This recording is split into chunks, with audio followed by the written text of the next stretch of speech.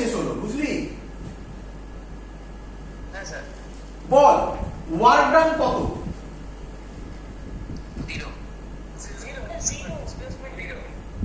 Clear সবার? সবাই তাই, সবাই এই কথাটাই বলছি, এটাই অ্যান্সার, ওয়ার্ক ডান 0।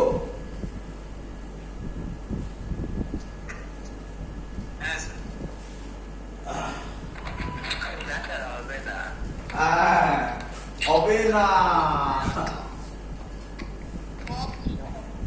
তখন তখন কোথায় শেখাবো? কোথায় শেখাবো? ওয়ার্ক পাওয়ার এনার্জিতে গিয়ে শেখাবো। ক্লিয়ার? তো তার জন্য অত ঝামেলায় যাচ্ছি না।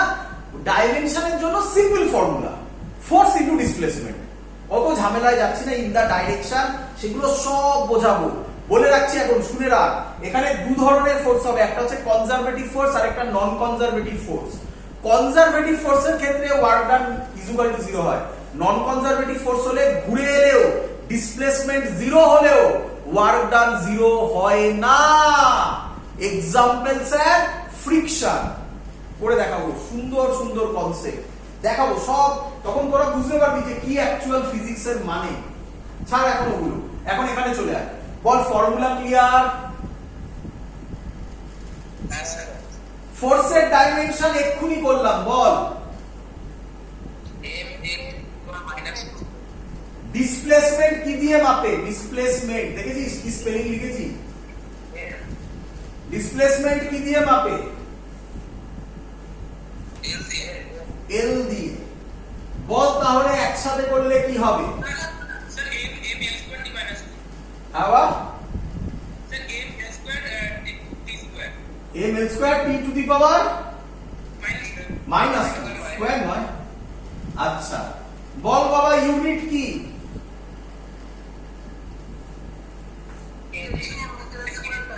KG, metre square second to the power minus 2, তাই তো নাকি? কেউ বলবি এর ডাক নাম কি? জুল। বল শিখেছিস কিনা? এবার দেখবি একটা মজাদার জিনিস।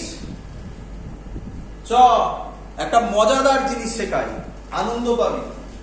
মজাদার জিনিস শেখাই। হ্যাঁ রে, এনার্জি, কেউ জানিস এনার্জির কোন ফর্মুলা?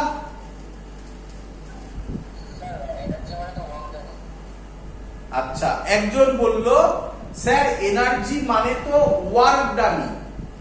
একদম পারফেক্ট বলেছে, বাট আমরা তো সব ফর্মুলা দিয়ে করছি তাই না? তো কেউ এনার্জির কোন ফর্মুলা? আচ্ছা আমি বলি, আচ্ছা আমি বলি, ভেরি গুড। এনার্জির ফর্মুলা পোটেনশিয়াল এনার্জি বলতে পারি। আরে বাবা ভালো করে বোঝ, ভালো করে বোঝ। এনার্জি যা হবে ডাইমেনশন, পোটেনশিয়াল এনার্জিরও কি হতে হবে? সেম। কেন? কেন? আলটিমেটলি তো এনার্জি। বললাম না, স্পিসিসের গল্পটা বোঝালাম না? প্যারোটো হচ্ছে বার্ড, ক্রো হচ্ছে বার্ড, তার মানে ডাইমেনশন সেম হতেই হবে। এটা energy, potential energy. Potential energy ultimately কি? এনার্জি। তো তাহলে পোটেনশিয়াল এনার্জির ডাইমেনশনও এনার্জির সাথে সেম হতে হবে।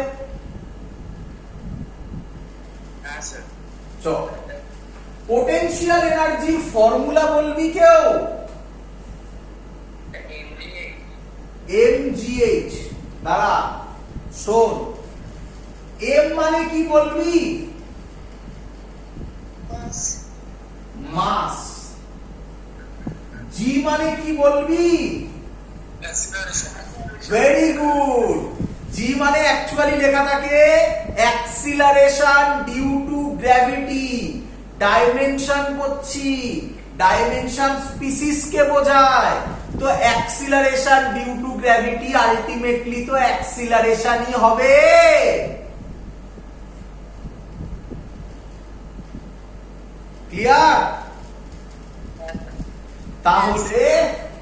মানে অ্যাক্সিলারেশন, শর্টে লিখলাম। h মানে কি? হাইট। চলো, এই মাসের ডাইমেনশন এর অ্যাক্সিলারেশন আগেই বার করেছিলাম, মনে আছে কারোর? l t⁻²। হাইটের হাইট কি দিয়ে মাপে? লেন্থ l দিয়ে। তাহলে ইনটু l কত হবে? তাহলে এখান থেকে এই কথাটাই কি প্রুভ হলো? যাহাই এনার্জি তাই ওয়ার্ক ডান।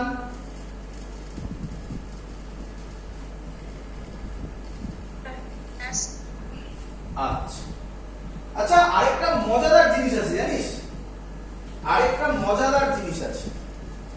হ্যাঁ রে, নাম শুনেছিস কাইনেটিক এনার্জি?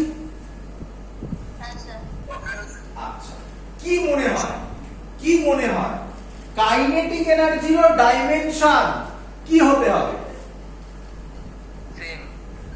সেম হতে হবে। তো স্যার করে একবার দেখান। কাইনেটিক এনার্জি একটা খুব সুন্দর এক্সাম্পল হতে চলেছে। কাইনেটিক এনার্জি একটা খুব সুন্দর এক্সাম্পল হতে চলেছে। কে আমায় বলবি কাইনেটিক এনার্জির ফর্মুলা কি? Half M V square. ভালো করে শিখবি, ভালো করে শিখবি। ডাইমেনশনের একটা খুব ইম্পর্টেন্ট কথা বলতে চলেছি। ডাইমেনশন নিউমেরিক ভ্যালু কোন ডাইমেনশন হয় না। ভালো করে শুনে রাখ, ভালো করে শুনে রাখ। আমি লিখে দিচ্ছি, আমি লিখে দিচ্ছি এখানে, আমি লিখে দিচ্ছি। এটা আমি পরেও লেখাবো আবার। নিউমেরিক কনস্ট্যান্ট, নিউমেরিক কনস্ট্যান্ট কাকে বলে sir? Numeric constant half, 1, 2, 3, 100 point something, শুধু 100, 200, যে কোনো এইরকম ভ্যালুকে একে বলে নিউমেরিক কনস্ট্যান্ট। ক্লিয়ার? হ্যাঁ sir. Numeric constant has no dimension. Numeric কনস্ট্যান্টের হ্যাভ নো ডাইমেনশন, কোন ডাইমেনশন বল হয় না। ভালো করে শোন। বাট বইতে হাওয়া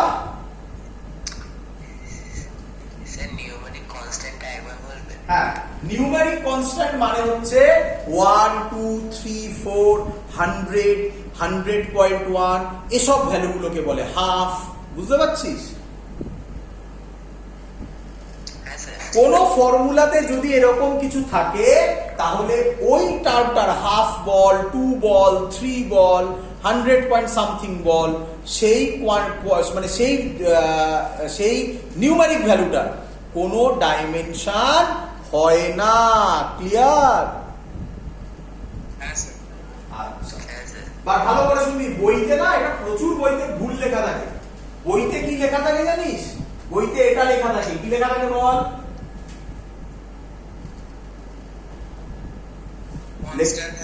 কনস্ট্যান্ট হ্যাভ নো ডাইমেনশন। ভয়ঙ্কর ভুল কথা, ভালো করে শুনবি। কনস্ট্যান্ট হ্যাভ নো ডাইমেনশন বলতে বই বোঝাতে চেয়েছে নিউমেরিক কনস্ট্যান্ট। এক্সাম্পল তোরা পড়েছিস? তোরা পড়েছিস ক্যাপিটাল জি কে বলা হয় ইউনিভার্সাল গ্র্যাভিটেশনাল কনস্ট্যান্ট। আমি এক্ষুনি করে দেখাবো, আর 5 মিনিট দিয়ে আমি এটা করে দেখাবো। আর ক্যাপিটাল জি এর ডাইমেনশন হয়। বুঝতে পেরেছিস? তাই বইতে ভুল লেখা আছে। আমি আবার বলছি, যদি কোনো বইতে লেখা থাকে কনস্ট্যান্ট হ্যাভ নো ডাইমেনশন, সেটা ভুল লেখা আছে। যেটা অনেক বইতে লেখা থাকে দেখেছি আমরা, হবে ওটা নিউমেরিক কনস্ট্যান্ট। কি লেখা হবে? Numeric constant. বারবার করে বলছি, কনস্ট্যান্টের কিন্তু ডাইমেনশন হতে পারে। কনস্ট্যান্ট বলা মানে কি বোঝায়? কনস্ট্যান্ট বলা মানে সেটা নিউমেরিক কনস্ট্যান্ট হতে পারে, এমনি কনস্ট্যান্ট হতে পারে। নিউমেরিক কনস্ট্যান্ট হলে তার ডাইমেনশন হবে না, এমনি কনস্ট্যান্ট হলে ডাইমেনশন হবে। ক্লিয়ার? চল বল তাহলে হাফ ডাইমেনশন হয় না? ডাইমেনশনে হাফের কোনো রোল নেই। মাসের ডাইমেনশন কি? m, ভেলোসিটির dimension l t to the power -1 তার স্কয়ার। তাহলে এটাকে কি লেখা যায়? m l square t to the power -2। That মিলল?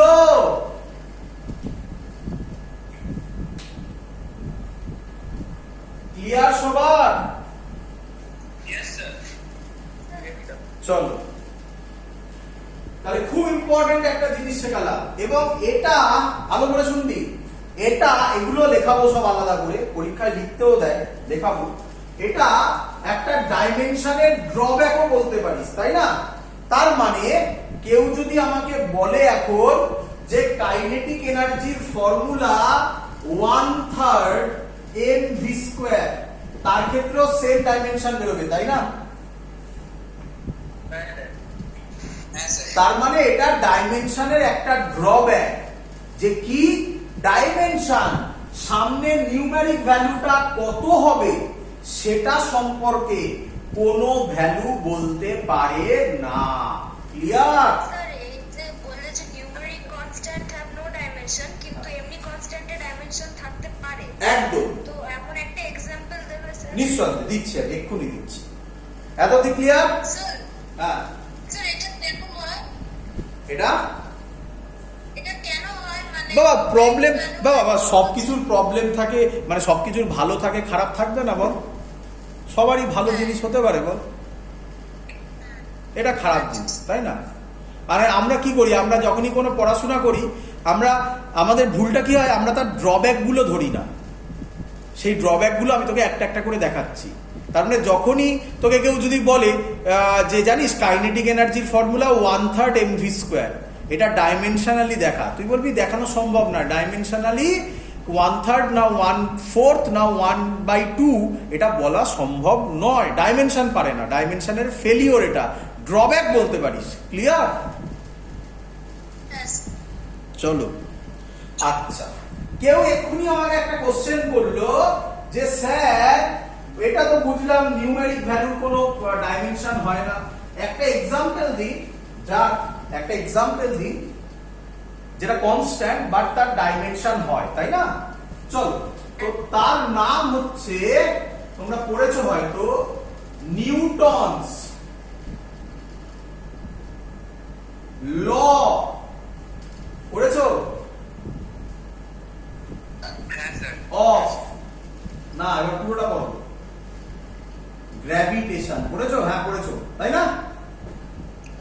আরে মাথায় আপেল পড়ার পর তো এটাই আবিষ্কার করেছিল। হ্যাঁ চলো, আচ্ছা একটা কথা মনে পড়লো, একটু হাটকে, ডাইরেক্ট সিলেবাসের মধ্যে নয়, বলবো?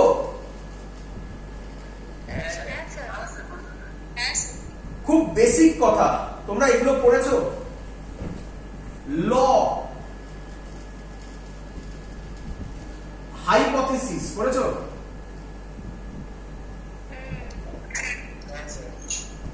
প্রিন্সিপাল পড়েছো? আমি আবার বলছি, একটু সিলেবাসের বাইরে গিয়ে বলছি, কনসেপ্ট বলছি, ফিজিক্স বোঝাচ্ছি। যাদের ভাল লাগবে না তারা এই জায়গাটা ফাস্ট ফরওয়ার্ড করে দেবে। ক্লিয়ার?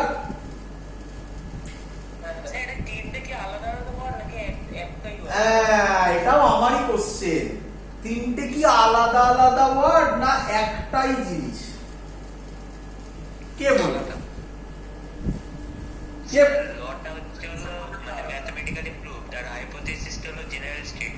হাইপোথিসিসটা হলো, আরেকবার আমি শুনতে পাই না, আমি ওইদিকে গেলে শুনতে পাবো। হাইপোথিসিসটা হলো জেনারেল স্টেটমেন্ট, আর লটা হচ্ছে নিউমেরিক্যালি প্রুফ। আচ্ছা, আর প্রিন্সিপাল? Mathematically proof. আর প্রিন্সিপাল? প্রিন্সিপালটা জানি না, প্রিন্সিপালটা জানি না। ভাবো ফিজিক্সের মজাই তো ওটা, না জানলেও বলে দেওয়া যায়, তাই না?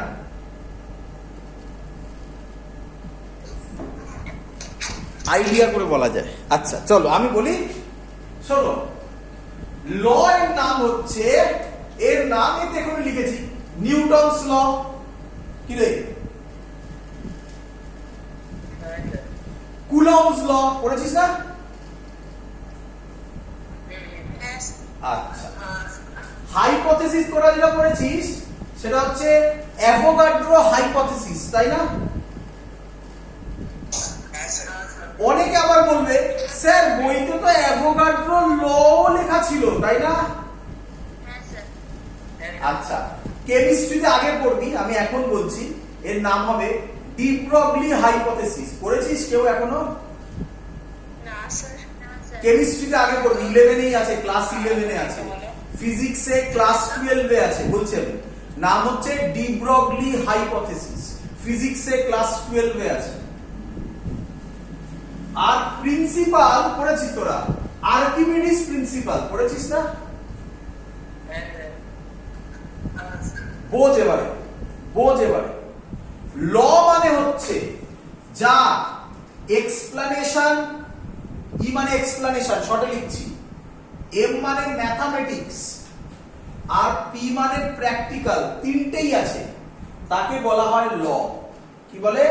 মেন কথা হচ্ছে এটা, মেন কথা হচ্ছে প্র্যাকটিক্যালি প্রুভড। এক্সপ্লানেশন লেখার দরকার নেই, ম্যাথামেটিক্স থাকা মানেই তো এক্সপ্লানেশন থাকবে। ম্যাথামেটিক্স আর প্র্যাকটিক্যালি প্রুভড হলে তার নাম ল। ক্লিয়ার? হ্যাঁ স্যার। হাইপোথেসিস মানে, ভালো করে শুনবি, হাইপোথেসিস মানে ম্যাথামেটিক্স আছে বাট প্র্যাকটিক্যালি প্রুভ নয়, তার নাম হাইপোথেসিস। ক্লিয়ার? স্যার আরেকবার বলুন। আবার বলছি, ল মানে হচ্ছে ম্যাথামেটিক্সও আছে, প্র্যাকটিক্যালিও প্রুভ, বুঝলি? হাইপোথেসিস মানে ম্যাথামেটিক্স আছে, প্র্যাকটিক্যালি প্রুভ নয়। ম্যাথামেটিক্স বা এক্সপ্লানেশন আছে, প্র্যাকটিক্যালি প্রুভ নয়। ক্লিয়ার? হ্যাঁ স্যার। তাহলে एग्जांपल বলি, অ্যাভোগাড্রো হাইপোথেসিস ছিল 1 মোলে 6.023 into 10 to the power 23 number of atoms আছে, তাই না? কেউ গুণে দেখতে পেরেছে অতগুলো আছে? প্র্যাকটিক্যালি প্রুভ নয়, তাই এর নাম হাইপোথেসিস। অ্যাভোগাড্রোর ল কি ছিল? সেম ভলিউমে সেম নাম্বার অফ মলিকিউলস থাকবে, তাই না? এটা ল ছিল। আর প্রিন্সিপাল কি?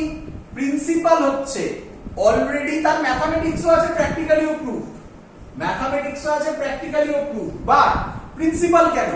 প্রিন্সিপাল মানে হচ্ছে তার আগে, মানে যিনি বলেছেন প্রিন্সিপাল, তার আগে ওটা ম্যাথামেটিক্সও ছিল, প্রিন্সিপালও ছিল, বাট কেউ একজন এসে খুব সহজভাবে বুঝিয়েছে, কিন্তু তার আগে ওটা প্র্যাকটিক্যালি প্রুফ ছিল, কিন্তু কেউ একজন এসে সেটা সহজভাবে বুঝিয়েছে, তাই তার নাম প্রিন্সিপাল। আমরা বলি না এমনি ডেইলি লাইফে, আমরা বলি না যে এই লোকটার প্রিন্সিপাল খুব ভালো? হ্যাঁ স্যার। তো প্রিন্সিপাল মানে হচ্ছে আগে অলরেডি ছিল, বাট উনি ওটাকে সহজভাবে বুঝিয়েছেন, তাই তার নাম প্রিন্সিপাল। ক্লিয়ার? তিনটের মধ্যে ডিফারেন্স বোঝা গেছে? হ্যাঁ স্যার। চল একটা সহজ গল্প বলে রাখি, শুনে রাখ, গল্পটা শুনে রাখ, ক্লাস 12 এ বলবো। কোশ্চেনটা হচ্ছে, যেটা পড়বি কেমিস্ট্রিতে, তার নাম ডি ব্রগলি হাইপোথেসিস। কি পড়বি? ডি ব্রগলি, বলবি তো? হাইপোথেসিস। তাহলে বল, ডি ব্রগলি হাইপোথেসিসে প্র্যাকটিক্যাল আছে কি নেই?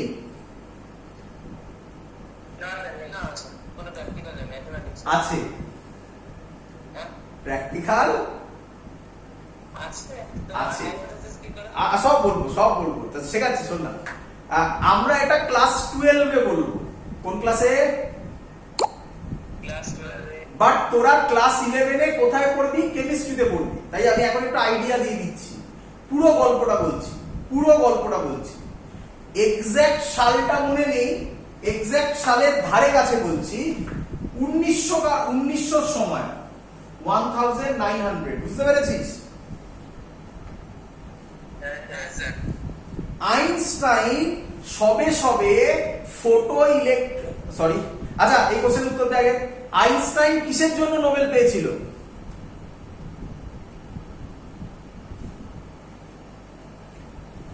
আইনস্টাইন, ম্যাক্সিমাম স্টুডেন্ট বলে is equal to MC square. না, Einstein is equal to MC স্কয়ারের জন্য নোবেল পায়নি। হ্যাঁ বল। না না না, অ্যানসার না, রিলেটিভিটির জন্য নয়, এটাও বলে অনেকে। অ্যানসার, আইনস্টাইন নোবেল পেয়েছিল, হ্যাঁ ভেরি গুড, আইনস্টাইন নোবেল পেয়েছিল ফটো ইলেকট্রিক এফেক্টের জন্য। কোন ক্লাসে পড়বো আমরা? ক্লাস 12 এ পড়বো। ক্লিয়ার? তো আমি যখন পড়াই তখন একটু সালগুলো বলি যাতে তোরা টাইম লাইনটা বুঝতে পারিস। তো 1900 সময়, ওর ধারে কাছে, এক্সাক্ট 1900 নয়, তার ধারে কাছে, ওই সময় আইনস্টাইন ফটো ইলেকট্রিক প্রুফ করে নোবেল পেয়ে, মানে তখন উনি সেলিব্রিটি সায়েন্টিস্ট, বুঝতে পারছিস? সব পেপার, কারণ ফটো ইলেকট্রিক এফেক্ট আমাদের ডেইলি লাইফে হিউজ চেঞ্জ ওভার এনেছিল। তো তখন প্রত্যেক দিন প্রায় প্রত্যেক পেপারে, কোনো না কোনো পেপারে আইনস্টাইনের ইন্টারভিউ বেরোচ্ছে। সেই সময় ভালো করে শুনবি, সেই সময় তখন আইনস্টাইন কি দেখিয়েছিল, আমি ওটা বুঝলাম। হ্যাঁ, আইনস্টাইন দেখিয়েছিল, এটাকে বলা হয়, আমরা যেটা পড়বো ক্লাস 12 এ, সেটা বলে দিচ্ছি এখনই, dual nature of radiation and matter. Dual nature of radiation and matter. তো তখন এরকম কথা উঠেছিল, ভালো করে শুনবি, এরকম কথা উঠেছিল যে লাইট, বল লাইট এর কোন নেচার দেখা যায়। তখন বলা যেত, তখন সেই সময় ওয়েভ নেচার, তাই না? কি nature? Wave nature. Einstein proof করলো, ওই যখন ফটো ইলেকট্রিক এফেক্ট পেলো, লাইটের আরেকটা নেচার আছে, তার নাম পার্টিকেল নেচার। কি নেচার? মানে দুটো নেচার আছে, দুটো নেচার আছে, বুঝতে পারছিস? মানে এক সময় সে ভালো, এক সময় সে খারাপ, তার মধ্যে দুটো নেচারই আছে। এক সময় সে ওয়েভের মতো বিহেভ করে, এক সময় সে পার্টিকেলের মতো বিহেভ করে। বল বুঝলি কিনা? মানে আমি ওপর ওপর দিয়ে বলছি, বেসিক কথা বলছি, গল্পটা বলছি। গল্প আছে ফিজিক্সে, সুন্দর সুন্দর গল্প আছে, হিস্ট্রি খুব ইন্টারেস্টিং। শোন, তো এই কথাটা উনি বললেন এবং প্রুফ করে দেখালেন, বললেন এবং প্রুফ করে দেখালেন। তো নোবেল ফোবেল পেলেন 1900 সময়, 1910 ফস এরকম সময়। তখন একজন সায়েন্টিস্ট ছিলেন, তার নাম ছিল ডি ব্রগলি। কি নাম? De Broglie. ডি ব্রগলি সেই সময় পিএইচডি করছেন। কি করছে? বুঝিস তো, ডক্টরেট, তাই না? তো ডক্টরেট করার সময় থিসিস লিখে জমা দিতে হয়। সেই থিসিসটা তারপর তাকে ডিফেন্ড করতে হয়, মানে বিভিন্ন প্রফেসর বসে থাকবে, তাকে কোশ্চেন করবে, সে প্রুফ করবে যে হ্যাঁ থিসিসটা সে ঠিক লিখেছে। তো সেটা যদি পারে তাহলে সে ডক্টরেট পাবে। এখনো এই নিয়মেই চলে। তো ডি ব্রগলি সেই সময় ভাবলো, তখন এই কথাটা বলেছিল, ইউনিভার্স হ্যাজ আ সিমেট্রি। কি বলেছিল? Universe has a symmetry. উনি বললো, উনি অনেক ভাবলো, উনি ভাবলো আইনস্টাইন বলেছে লাইটের দুটো নেচার আছে, ওয়েভ নেচার, পার্টিকেল নেচার। তাহলে তাহলে একটা ইলেকট্রন, বল ইলেকট্রন মানে কি? ইলেকট্রন বললে আমাদের মাথায় কোন নেচার আসে, পার্টিকেল না ওয়েভ? একদম। তাহলে উনি তখন বলছে ইলেকট্রনেরও দুটো নেচারই আছে, পার্টিকেলও আছে, ওয়েভও আছে। বল বুঝলি কি না? উনি কি বললো ভালো করে বোঝ। আইনস্টাইন বললো লাইটের দুটো nature, particle nature, wave nature. তখন উনি বললো তাহলে ইলেকট্রনের কেন থাকবে না, ইলেকট্রনও তো মানে উল্টো হতেই পারে। হ্যাঁ স্যার। বলে পিএইচডি থিসিস জমা দিয়ে দিল, পিএইচডি থিসিস জমা দিয়ে। তো সায়েন্টিস্ট মানে যারা প্রফেসর ছিল তারা কোশ্চেন করলো ওনাকে, কি হলো তুমি এরকম একটা বড় কথা লিখেছো, কারণ তখন স্বাভাবিক, তখন ওগুলো প্রুফই নয়, তো তুমি একটা এত বড় কথা লিখেছো, কি প্রুফ করেছো, এর পেছনে কি এক্সপেরিমেন্ট আছে? উনি কি উত্তর দিল জানিস? কি স্যার? বললো কোনো এক্সপেরিমেন্ট নেই। কি বললো? তাহলে কোনো এক্সপেরিমেন্ট নেই। এই শুনে তো প্রফেসররা রেগে ফেগে গেল, গিয়ে বললো যা যা তোমাকে পিএইচডি দেবো না, বলে বাড়ি পাঠিয়ে দিল, পিএইচডি আর দিল না। বুঝলি? হ্যাঁ স্যার। হ্যাঁ স্যার। কিন্তু কিছু প্রফেসরের কথাটা খুব ভালো লেগেছে, তাই না? সবে প্রুভ হয়েছে, ওয়ার্ল্ডে সবে প্রুভ হয়েছে লাইট ওয়েভ নেচার, সেটা পার্টিকেল নেচারও আছে ইলেকট্রনের, তাহলে ও কি ভুল বললো, যেটা বললো সেটার মধ্যে তো হতেই পারে, কিন্তু ওর কাছে প্রুফ নেই। কিছু কিছু প্রফেসরের খুব ভালো লাগলো, তো তারা ওর থিসিসটা আইনস্টাইনকে ফরওয়ার্ড করলো। বুঝলি? কিরে, হ্যাঁ স্যার। আইনস্টাইন থিওরি ওর থিসিস পড়লো, পড়ে প্রুফ নেই, কিন্তু আইনস্টাইন বলল যে ওকে পিএইচডি দিয়ে দেওয়া হোক। কি বললো? এবার আইনস্টাইন তখন বিরাট বড় সায়েন্টিস্ট, ওর কথা কে ফেলতে পারে, তো তখন ডি ব্রগলিকে পিএইচডি দিয়ে দেওয়া হলো। তাই তখন যাই হোক পিএইচডি দিয়ে দেওয়া হলো, কিন্তু তার প্রুফ নেই, তাই না? হ্যাঁ স্যার। এরপরে এটাও আমাদের সিলেবাসে আছে, পড়াবো তখন। এরপরে এটা রাফলি তোকে আমি ঘটনা বলছি, 1910-15 ঘটনা বললাম, যে ঘটনাটা এক্ষুনি বললাম, বুঝলি? 1920-30 নাগাদ, 1920 থেকে 1930 মধ্যে, বুঝতে পারছিস? হ্যাঁ স্যার। ওই সময় দুজন সায়েন্টিস্ট, তার নাম হচ্ছে ডেভিসন আর জার্মার, ডেভিসন আর জার্মার, এই দুজন সায়েন্টিস্ট ইলেকট্রন নিয়ে একটা এক্সপেরিমেন্ট করছিল। ওমা, সেই ইলেকট্রনের এক্সপেরিমেন্টে কি বেরিয়েছে জানিস? কনক্লুশন, ইলেকট্রন ওরা দেখতে পাচ্ছে, মানে সেগুলো আবার পড়তে হবে, এখন তো তোকে এইভাবে বলতে পারি না, বাট বোঝ, কনক্লুশন বেরোলো যে ইলেকট্রন বিহেভ করছে ওয়েভের মতো। বল বল, ডি ব্রগলি কবে পিএইচডি পেলো?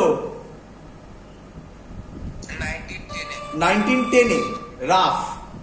আর প্রুফ কবে হলো? 1920-30 নাগাদ, বুঝতে পারছিস? হ্যাঁ স্যার। যেই প্রুফ হলো, বিরাট বড় প্রুফ, বিরাট বড় প্রুফ, আমাদের ফিজিক্সকে চেঞ্জ করে দেওয়ার মতো। যেই প্রুফ হলো, ডি ব্রগলি নোবেল পেল, ডেভিসন জার্মান নোবেল পেয়ে গেল, বুঝতে পারলি? হ্যাঁ স্যার। হ্যাঁ স্যার। তো এই গল্পটা তোরা যাতে জানিস, তার জন্য এখনো তার নাম কি রাখা আছে? De Broglie. হ্যাঁ, কেন হাইপোথেসিস? যখন উনি বলেছিল তখন তার প্রুফ ছিল না, এখন আছে। কিরে, বুঝলি? হ্যাঁ স্যার। কেমন গল্প? হ্যাঁ,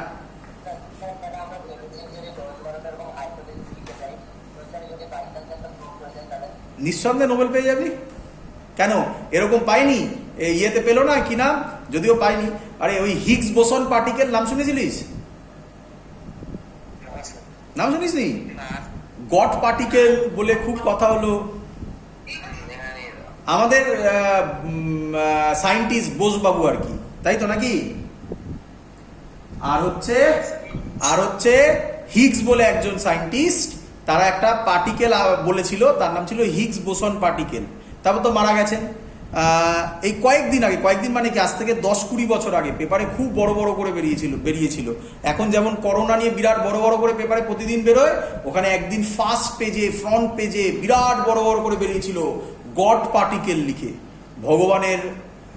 ভগবানের কণা আর কি, গড পার্টিকেল।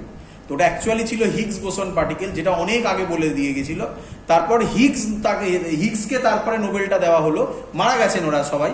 হিগসকে নোবেলটা দেওয়া হলো, বাট বোসকে দেওয়া হয়নি। কেন দেওয়া হয়নি আমায় কোশ্চেন করিস না, আমি জানি না। ক্লিয়ার?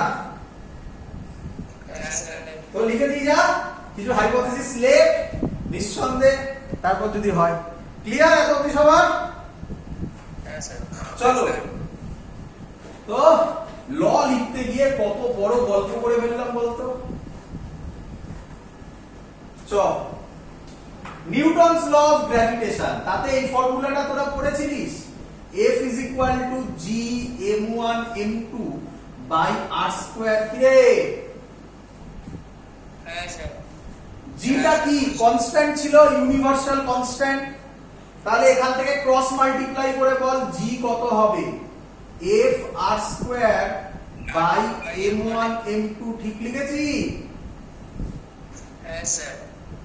আচ্ছা, F মানে কি ফোর্স, ফোর্সের ডাইমেনশন বল m l t to the power -2। ঠিক করেছি?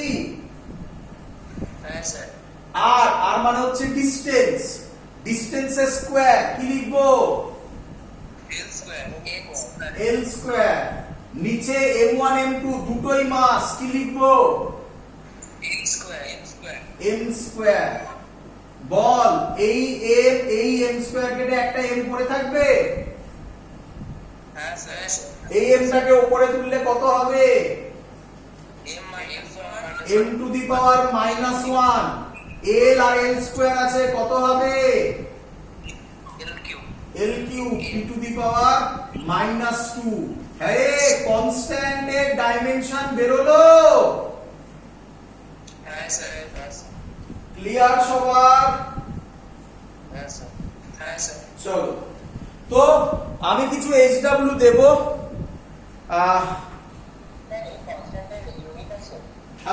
হ্যাঁ, ইউনিট আছে, পারবে না ইউনিট লিখতে? KG inverse, metre cube, second to the power -2। পারবে কি পারবে না? সব জিনিস। ক্লিয়ার? চলো নেক্সট। এবার যেটা বলবো তোমরা বলবে সে আবার কি, ভালো করে শুনবে, সে আবার কি শুনবে। এর নাম স্ট্রেন।